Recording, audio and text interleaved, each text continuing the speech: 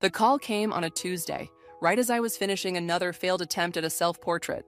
My hands were covered in charcoal, and dark smudges decorated my workspace like accusations of mediocrity. Brian's voice echoed in my head. "Why do you even bother, Layla? You'll never be good enough. I'm Layla, and for 30 years, I've lived in the shadow of my perfect older brother." The phone kept ringing, and I almost let it go to voicemail. Another habit born from years of expecting disappointment. But something made me answer. "Ms. Wheeler, this is James Morton from Morton & Associates law firm. I'm calling regarding your Uncle Robert's estate." My Uncle Robert? I hadn't seen him in years, though he'd always been the only one who believed in my art. The last time we spoke, he'd bought one of my paintings for what I later learned was 10 times its asking price. "I'm afraid I don't understand," I said, wiping charcoal on my jeans. "Uncle Robert passed away 3 months ago." "Yes, and after extensive review, his will has finally cleared probate. Ms. Wheeler, you've been named the sole heir to Armstrong Arts International." The charcoal pencil slipped from my fingers. That's impossible. Uncle Robert owned one of the largest art dealership networks in the country.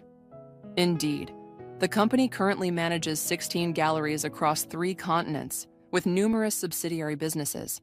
Would you be available to meet tomorrow morning to discuss the details? I sat down hard in my paint-splattered chair. Yes, I suppose I would. The next morning, I walked into Morton & Associates wearing the only business suit I owned, a black ensemble I'd bought for Uncle Robert's funeral.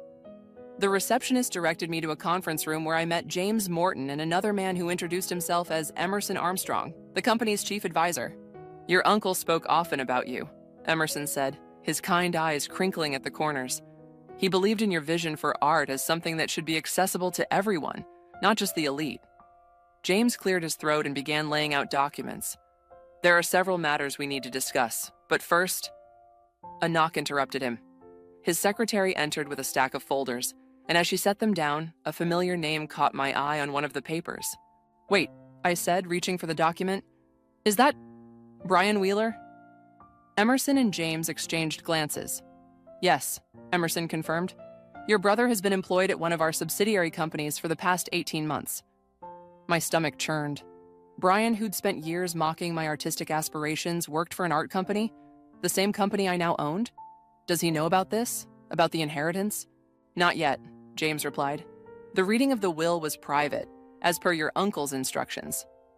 I thought about Sunday dinner just 2 days ago, where Brian had dominated the conversation with stories about his corporate successes. "When are you going to grow up and get a real job, Layla?" he'd asked, smirking over his wine glass.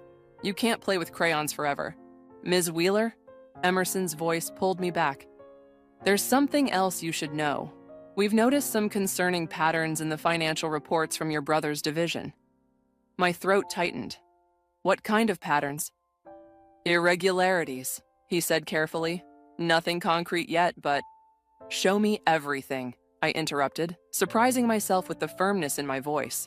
For the next 2 hours, they walked me through the basics of the company structure, my new responsibilities, and the preliminary findings regarding the financial discrepancies.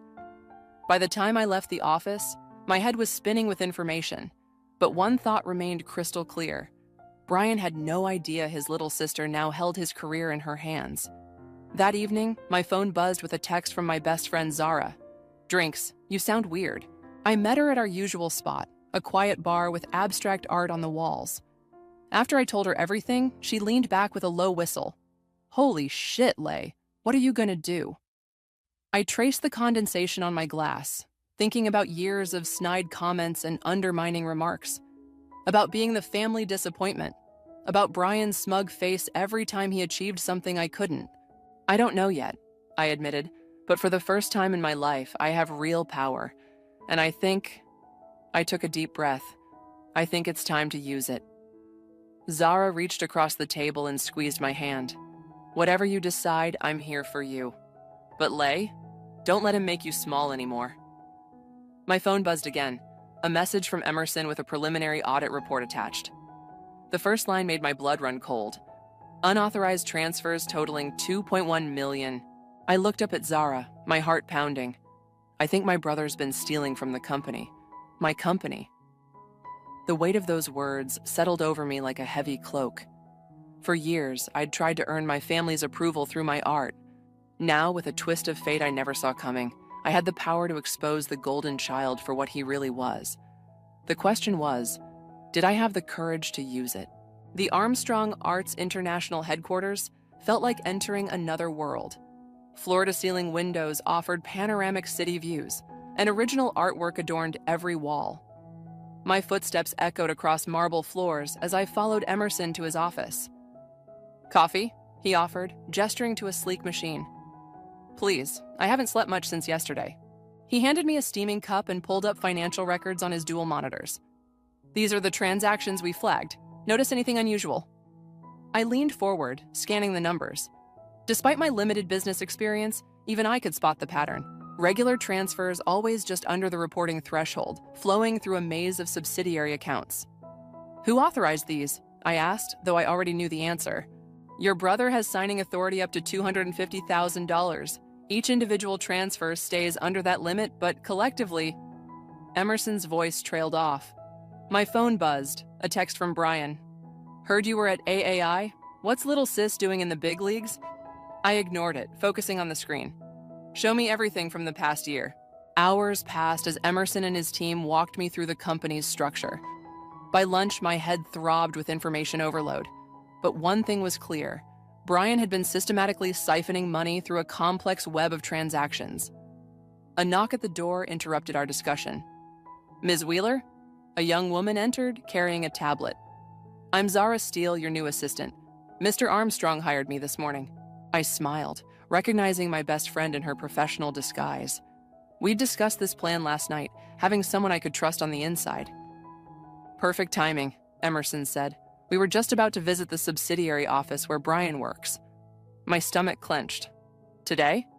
"No time like the present. Don't worry, it's just a routine new owner tour. Brian won't suspect anything." The drive to the subsidiary office gave me time to compose myself. Zara squeezed my hand reassuringly as we pulled into the parking lot. "Remember," she whispered, "you're the boss now." The office lobby buzzed with activity.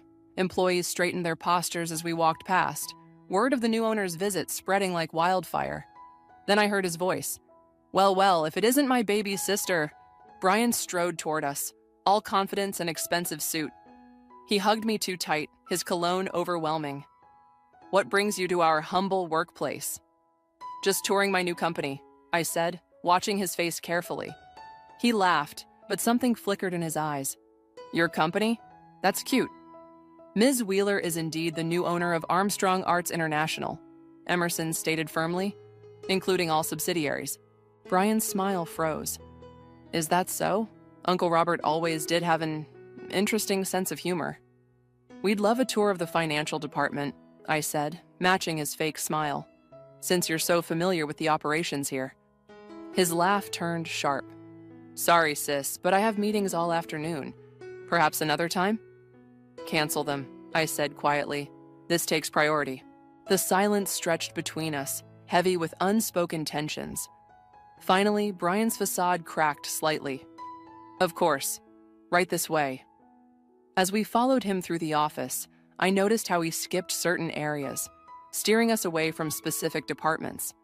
Zara took careful notes on her tablet, while Emerson asked pointed questions about financial protocols. "And these international wire transfers," Emerson pressed, "they all go through proper channels?" "Absolutely," Brian replied smoothly. "Everything by the book." My phone vibrated. A message from Zara. "Security just caught someone shredding documents in the accounting department." "Brian?" I interrupted his rehearsed speech about compliance procedures. "Why don't we check out the accounting department next?" He stepped in front of me. "It's rather boring, really. Nothing you'd understand." "Try me." "Listen, Layla." He lowered his voice, gripping my arm. "You might own this company on paper, but you don't know the first thing about running it. Why don't you stick to your little paintings and let the professionals handle business?" I pulled my arm free. "Remove your hand, or I'll have security do it for you." The mask slipped completely then, revealing the contempt I'd always known was there. "You're making a mistake," he hissed. "No, Brian. I think I'm finally fixing one." I turned to Emerson. "Please have it freeze all accounts Mr. Wheeler has access to, effective immediately, and send a team to secure the accounting department." Brian's face went pale. You can't do that. Actually, I smiled. I can, and I just did. As security arrived to escort us to accounting, I caught a glimpse of Brian pulling out his phone, fingers flying over the keys. Whatever evidence he was trying to destroy, whatever accomplices he was trying to warn, it was too late. The house of cards was about to come down, and my perfect brother had no idea I held the winning hand. Zara's tablet pinged with an alert. She showed me the screen. Multiple attempts to access offshore accounts, all within the last 5 minutes. Game on, big brother. The cafe where I'd arranged to meet Alexis was quiet for a Saturday morning. I spotted her immediately. Brian's wife still had that perfect posture, designer handbag placed just so on the table. We hadn't really talked since she married my brother 5 years ago. Layla. She stood to hug me, her smile genuine but strained. It's been too long. Thanks for meeting me. I sat down, noting the dark circles under her makeup. How are you holding up? Her fingers tightened around her coffee cup. You mean since you froze all of Brian's work accounts? He's been difficult. I can imagine. I paused as the waiter brought my cappuccino. Remember when we were roommates in college? You used to tell me everything. That was before I married your brother. Alexis looked down. Things change. Do they have to? She met my eyes then, and I saw a flicker of the old Alexis, the one who'd stay up late with me, sharing secrets and dreams. Brian's been acting strange lately. Secretive. He's been making a lot of late-night phone calls in his office. When did it start? About a year ago. He started coming home later, more stressed. Sometimes he'd wake up in the middle of the night to check his laptop. She hesitated. Last month, I found him shredding documents at 3 a.m. My heart raced. Did you see what they were? No, but... Alexis reached into her bag, hands shaking slightly. I took pictures of some papers he left in his home office. I shouldn't have, but something felt wrong. She slid her phone across the table. The photos showed spreadsheets, account numbers, and what looked like offshore banking details. Why are you showing me this? I asked quietly. Tears welled in her eyes. Because the Alexis who was your best friend would have done it years ago. Because I've spent 5 years watching Brian tear you down while building himself up on lies. She took a shuddering breath. And because last week, I found divorce papers in his desk, already signed, dated 3 months ago. My hand found hers across the table. I'm so sorry. Don't be. I think I've known for a while that something wasn't right. But Layla, she squeezed my hand. Whatever you find, whatever you do, be careful. Brian's not just angry, he's scared. And he's been making calls to some people I don't trust. The cafe door chimed, and we both jumped as Zara walked in, right on schedule. Alexis, what a surprise. Zara's performance was perfect as she pulled up a chair. I didn't know you two were meeting today. Just catching up, I said, watching Alexis carefully. Zara's been helping me adjust to running Uncle Robert's company. Alexis's eyes widened slightly at the casual mention of my new role. It must be overwhelming. It would be, except for some excellent advisors. I nodded to Zara, who pulled out her tablet. Speaking of which, Zara said, we found something interesting in the international accounts. Transfers to a company called Artemis Holdings? Ring any bells? Alexis went pale. That's the company Brian told me to register last year, in my maiden name. Zara and I exchanged looks. Did he tell you why? He said it was for tax purposes, that lots of executives do it. She pressed her hands to her face. Oh God, what did I help him do? Nothing yet, Zara assured her. The company exists, but it's clean, no transactions. He wanted me to sign some transfer papers next week, Alexis whispered. Said it was urgent. My phone buzzed. A text from Brian. Where's my wife? She's not answering her phone. He's checking up on you, I said, showing her the message. Alexis straightened her shoulders, something hardening in her expression. Let me help. Whatever you need to know, whatever evidence you're looking for, I want to help find it. It could get ugly, I warned. Brian won't forgive either of us. There's nothing left to forgive. She pulled out a USB drive. Here's everything I could copy from his home computer. Financial records, emails, contact lists. She slid it across the table. Just promise me one thing. Name it.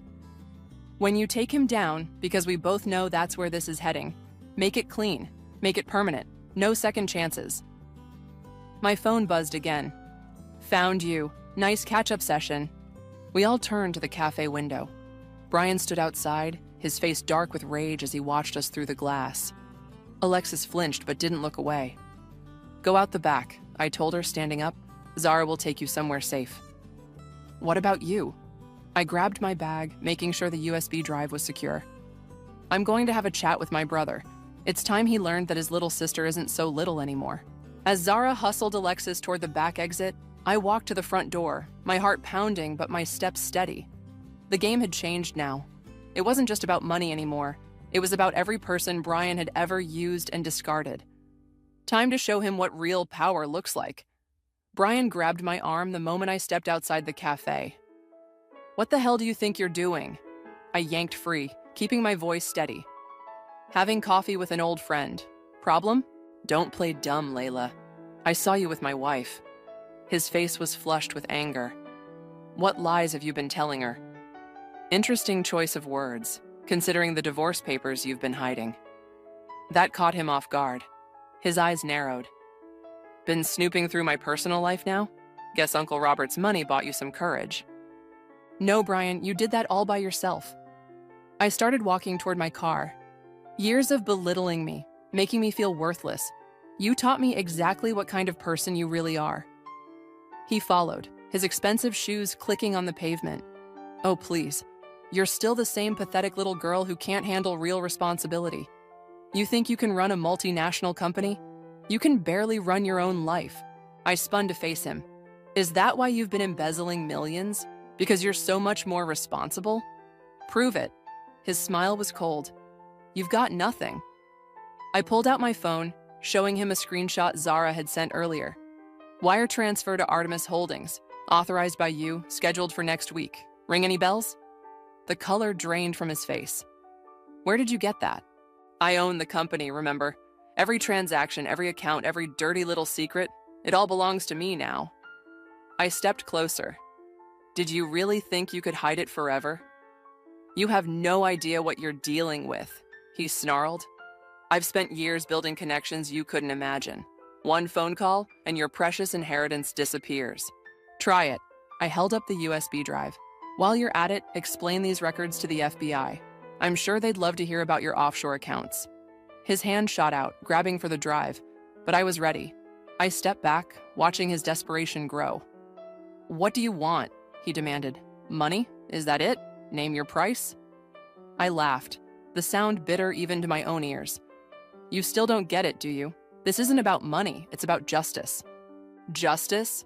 He spat the word. You're just jealous. You've always been jealous of my success, my marriage, everything I've achieved. Achieved? My voice rose. You mean stolen. From the company, from Alexis, from everyone who trusted you. Alexis? He laughed harshly. My wife knows her place. She won't say a word against me. Ex-wife, I corrected, and she already has. The mask slipped completely then. Brian's face contorted with rage as he lunged forward, but a hand caught his shoulder. Is there a problem here?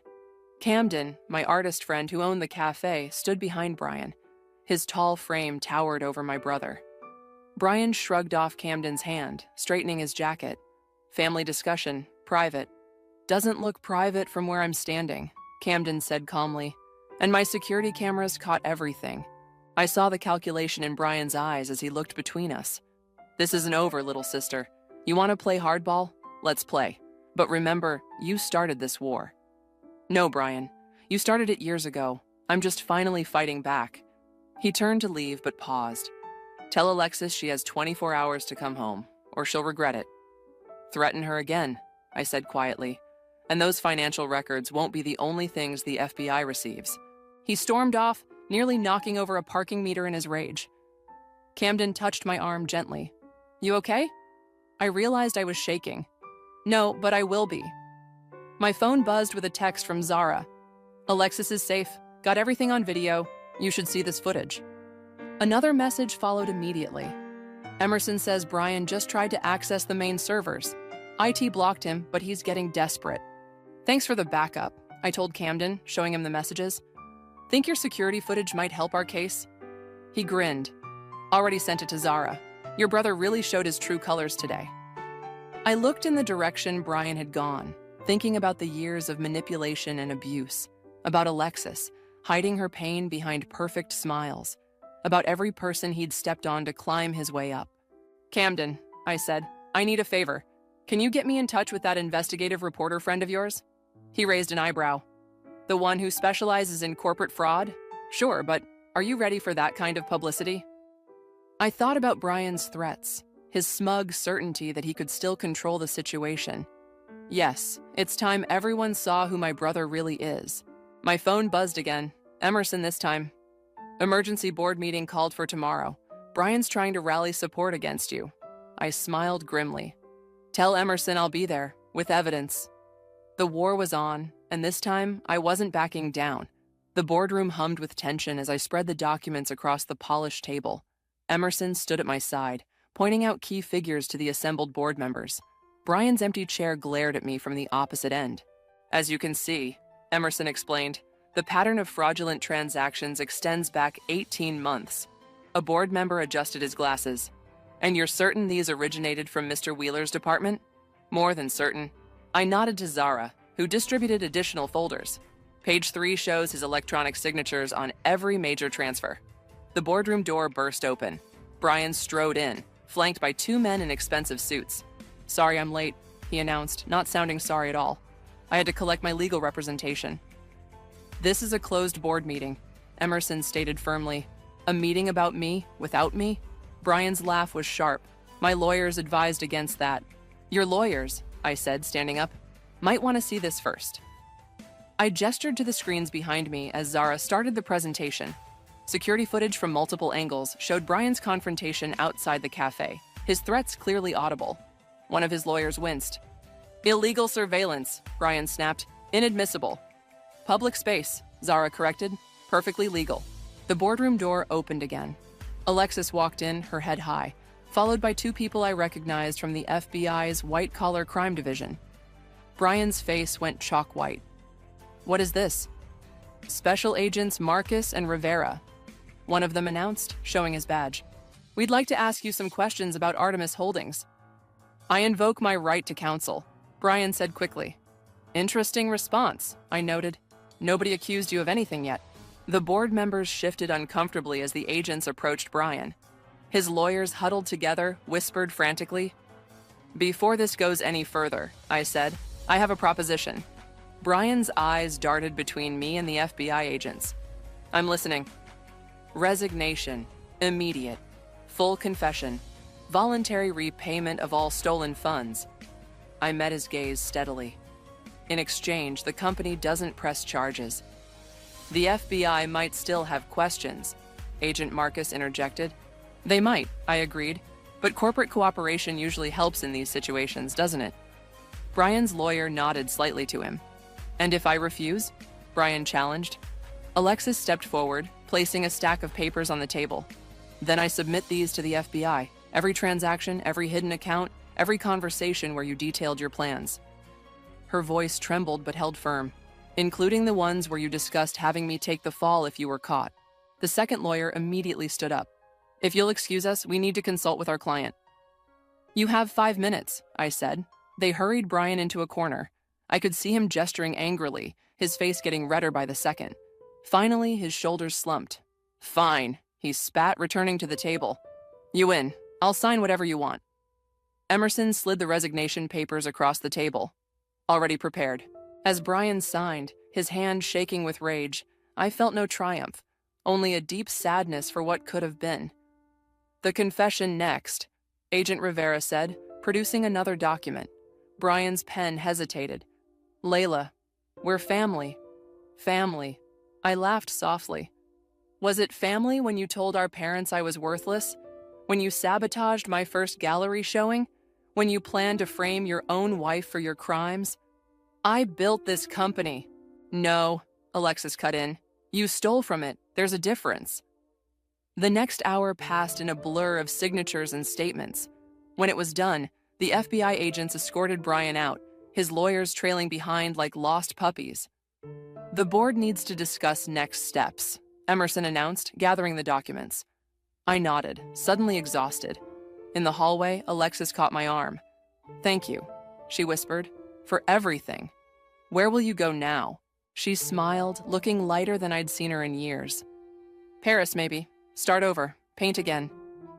You used to love painting. I stopped because Brian said it was childish. She hugged me tightly. Don't let anyone dim your light again, Layla. You're stronger than I ever was. After she left, Zara appeared with coffee and a concerned look. You okay? No, I admitted, but I will be. My phone buzzed, a message from our mother. What have you done to your brother? I showed it to Zara, who rolled her eyes. Want me to handle it? No. I straightened my shoulders. It's time I handled my family myself. Ms. Wheeler, Emerson called from the boardroom. They're ready for you. I took a deep breath, thinking of Uncle Robert. He'd seen something in me that even I hadn't recognized. Strength, determination, integrity. Coming, I called back. It was time to build something new from the ashes of my brother's destruction. Something honest, something real. Time to prove that the little sister with the paint-stained hands could do more than just survive. She could lead. My parents' house looked exactly the same. Pristine lawn, perfect flowers, Brian's old sports trophies still proudly displayed in the front window. I'd been avoiding this confrontation for a week, but after 30 missed calls and countless accusatory texts, I couldn't put it off any longer. Mom opened the door before I could knock. Finally decided to show your face? Hello to you too, Mom. The living room was a shrine to Brian's achievements. Photos, awards, newspaper clippings. My own art degree diploma was nowhere in sight. Dad sat in his usual armchair, looking older than I remembered. Explain yourself, young lady. Explain what? I settled onto the couch. How your perfect son embezzled millions? How he planned to frame his wife? Or how he threatened me in broad daylight? Lies. Mom's voice shook. Your brother would never... I have proof. I pulled out my tablet, playing the security footage. Everything's documented. The FBI has it all. They watched in silence as Brian's threats echoed through the speakers. Mom's hand flew to her mouth when he lunged at me. He was under stress, Dad argued weakly. You provoked him. By existing? Yeah, that's always been enough to provoke Brian, hasn't it? You're just jealous, Mom snapped. You've always been jealous of his success.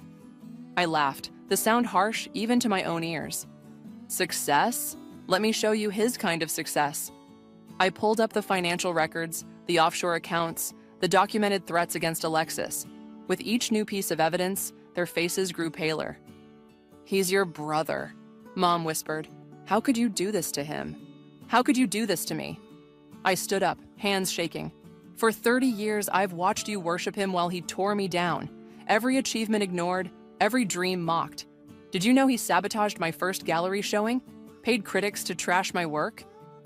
Dad shifted uncomfortably. That's not true. Here's the proof. I showed them the emails we'd found. He couldn't stand the idea that I might succeed on my own merit. But he had such potential, Mom protested. And I didn't? Look at me, Mom. Really look. I'm running a multinational company. My art is in galleries across 3 continents. I did that despite you both, despite Brian, despite everyone who said I couldn't.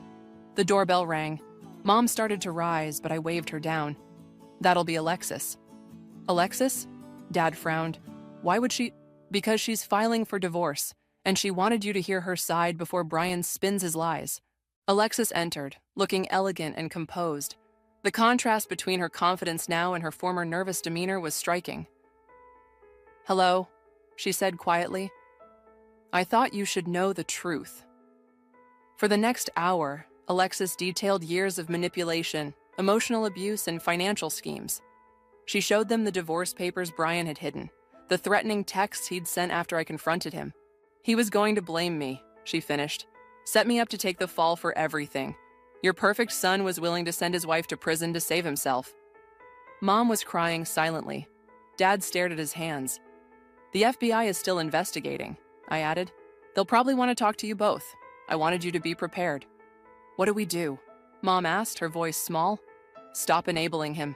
Stop making excuses. For once in your lives, see him for what he really is. My phone buzzed. Emerson. Brian's trying to access company accounts through a back door. IT caught it. Want us to alert the FBI? Yes, I texted back. Then to my parents, he's still at it. Even now he's trying to steal more. Dad finally looked up.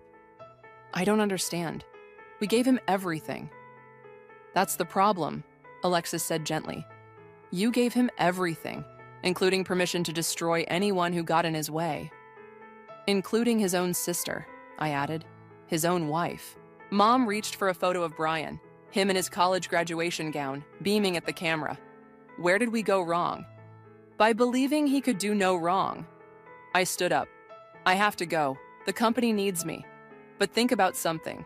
All those years you spent promoting Brian's potential, I was actually living up to mine. Alexis followed me out. In the driveway, she squeezed my hand. That was brave. Was it? I feel sick. They needed to hear it, all of it. She smiled sadly. My flight to Paris leaves tomorrow. New life, new start. Send me your art when you start painting again? Only if you promise to display it in one of your galleries. My phone buzzed again. Zara this time. FBI wants to meet. Brian's getting desperate. I hugged Alexis goodbye, watching as she drove away. Through the living room window, I could see my parents holding each other, surrounded by the wreckage of their illusions. Sometimes justice feels like breaking things. Sometimes it feels like finally being able to breathe. I got in my car, ready to face whatever desperate move Brian had planned next. The truth was out now. No more shadows, no more pretending. Time to finish what I started. The emergency board meeting was already in chaos when I arrived.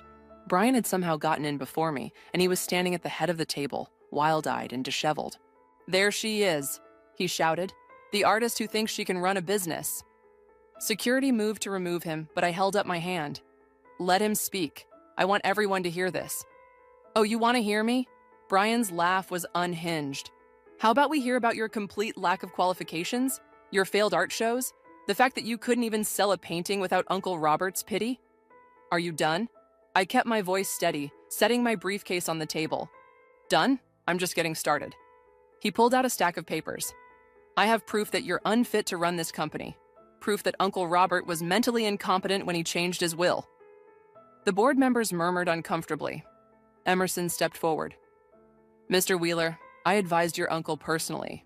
He was of sound mind. Really? Brian slapped more documents down. Then explain these medical records. I opened my briefcase calmly. You mean the forged medical records you created last night? The ones you paid Dr. Marcus to backdate? His face went white. How did you? Dr. Marcus called me this morning. He's very cooperative when faced with losing his medical license. I nodded to Zara, who started distributing folders. He provided quite detailed information about your attempt to falsify Uncle Robert's medical history. One of the board members gasped as she read the contents. Mr. Wheeler, this is criminal. It's lies, Brian snarled. All lies. Just like her paintings, worthless imitations of real art. Speaking of art, I pressed a button on my phone and the boardroom screens lit up. Let's talk about the real reason Uncle Robert left me the company. Security footage appeared, showing Brian in one of our storage facilities, replacing original artworks with forgeries. 3 months ago, I explained, Uncle Robert discovered that Brian had been selling authentic pieces and replacing them with high-quality fakes. The profits went straight to his offshore accounts. You can't prove that was me, Brian said quickly. Actually, we can. Agent Marcus entered the room, followed by his FBI team. We found your forgery supplier. He's been very informative. Brian lunged for the door, but security blocked his path. This is a setup. She's framing me. Like you planned to frame Alexis? I asked quietly. The boardroom door opened again. Alexis walked in, carrying a laptop. I think the board should hear this. She played an audio recording. Brian's voice, crystal clear. If anything goes wrong, all evidence points to my wife. She signed everything. She'll take the fall. That's inadmissible, Brian shouted. She recorded me illegally. Wrong again, Agent Marcus said. She was already cooperating with our investigation. The recording was authorized by court order. Brian's lawyers, hovering nervously by the door, began gathering their things. Wait, Brian called to them. You can't leave. I'm paying you to... Your accounts are frozen, I interrupted. All of them, including the hidden ones in the Cayman Islands. He slumped into a chair, the fight draining from him. You've ruined everything. No, Brian, you did that yourself. I turned to the board. Ladies and gentlemen, I move to formally remove Brian Wheeler from any position within this company and its subsidiaries. Seconded, Emerson said firmly. The vote was unanimous. As the FBI led Brian away in handcuffs, he tried one last time. Mom and Dad will never forgive you for this. Actually, said a quiet voice from the doorway, we're here to support your sister. Our parents stood there, looking small and tired. Mom's eyes were red from crying, but her spine was straight as she watched her golden child being led away. How could you? Brian called to them. Dad shook his head sadly. We've been asking ourselves the same question for days. How could you, Brian? After Brian was gone, the board quickly approved my restructuring plan. As people filed out, Mom approached my chair. We were wrong, she whispered, about everything, about you. Yes, I said simply. You were. Can you ever forgive us? I looked at her, then at Dad, seeing for the first time how age and regret had marked them. I don't know, but I'm willing to try if you are. Alexis touched my shoulder. My car's waiting. Paris awaits. I hugged her tightly. Send me your first painting. I will. And Layla? She smiled through tears. Thank you for showing me what real strength looks like. After everyone left, I stood at the boardroom window, watching the city lights come on. Zara appeared with coffee. Quite a day, boss. Quite a month. I took the coffee gratefully. Did we do the right thing? You gave him chances. Multiple chances. He chose this ending. My phone buzzed. A message from Camden. Gallery opening next week. Still want that wall space for your new collection? I smiled, thinking of the paintings I'd been working on in secret. Paintings about power, truth, and redemption. Yes, I texted back. It's time to show the world what I can really do. The gallery hummed with conversation as people moved from piece to piece. My new collection, Shadows and Light, filled the walls. Paintings that told the story of power, betrayal, and redemption without a single recognizable face. They're beautiful, Camden said, appearing at my elbow with champagne. Especially that one. He nodded toward the centerpiece, a massive canvas showing broken chains transforming into butterflies, the piece I'd finished the night after Brian's arrest. Ms. Wheeler? A young woman approached, notepad in hand. I'm from Art Forum. Would you comment on the inspiration behind your work? Before I could answer, my parents walked in. Mom wore a simple black dress, no designer labels, no flashy jewelry. Dad looked uncertain in his rented tuxedo. Excuse me, I told the reporter. Family matter. They stood before the centerpiece, studying it intently. Mom's hand trembled as she reached out, almost touching the surface. This is what it felt like, isn't it? She asked softly. All those years under his shadow. Part of it. I sipped my champagne. The butterflies are new. Layla, Zara called from across the room. The buyers from Paris are here. I turned to my parents. Duty calls. Wait, Dad caught my arm gently. We've been going through old boxes. Found something you should have. He pulled out a carefully wrapped package. Inside was a small, childish painting, bright colors and wobbly lines. Your first artwork, Mom explained. The one Brian told us he'd thrown away. He'd hidden it in his old room. I remembered that painting. Age 7, proudly showing it to my family. Brian had called it garbage. We should have seen it then, Dad said. How he tried to dim your light. We're so sorry, sweetheart. The Paris buyers approached before I could respond. As I discussed prices and shipping arrangements, I watched my parents move through the gallery, really seeing my work for the first time. Quite a turnout, Emerson observed, joining me after the buyers left. The company's art division reports record profits this quarter. Any word from our former executive? Brian took a plea deal, 5 to 7 years, full restitution. He paused. He tried to have his lawyers contact you. 4? A documentary crew wants to tell his side of the story. He needs your permission, given the company's involvement. I laughed softly, still trying to control the narrative. What should I tell them? Tell them the truth belongs to everyone now. He doesn't get to own it anymore. My phone buzzed. A message from Alexis with a photo attached. Her first painting in years, bright and bold against her Paris apartment wall. Speaking of truth, Zara appeared with a tablet. You should see these reviews coming in. The critics who had once dismissed my work as derivative were now praising its raw emotional honesty and fearless exploration of power dynamics. Success is the best revenge, Zara grinned. No, I corrected her. Truth is. Camden clinked his glass for attention. Ladies and gentlemen, the artist would like to say a few words. I hadn't planned to speak, but looking around at the gathered faces, friends, family, colleagues who had become allies, I knew what needed to be said. When I was young, someone very important to me said my art was worthless. I believed him for a long time. But art, like truth, has a way of breaking free. I gestured to the paintings. These pieces aren't about revenge or justice. They're about transformation, about breaking chains we didn't know we wore. My parents moved closer, Mom wiping tears. Someone else once told me that power isn't about control. It's about creation, about building something meaningful from the ashes of what tried to destroy you. I raised my glass. To Uncle Robert, who saw strength where others saw weakness, and to everyone who's ever felt shadowed, your light matters. After the speeches and sales, after the critics and collectors left, I found myself alone in the gallery. The centerpiece seemed to glow in the dim light, those broken chains catching the shadows just right. My phone buzzed one last time. A message from an unknown number. Congratulations. You won. Hope you're happy. B. I didn't respond. Instead, I took a photo of the centerpiece and sent it to Alexis with the caption, "We both broke free." Her reply came instantly. No more shadows, only light ahead. I touched the small childhood painting my parents had returned, now hanging in a quiet corner.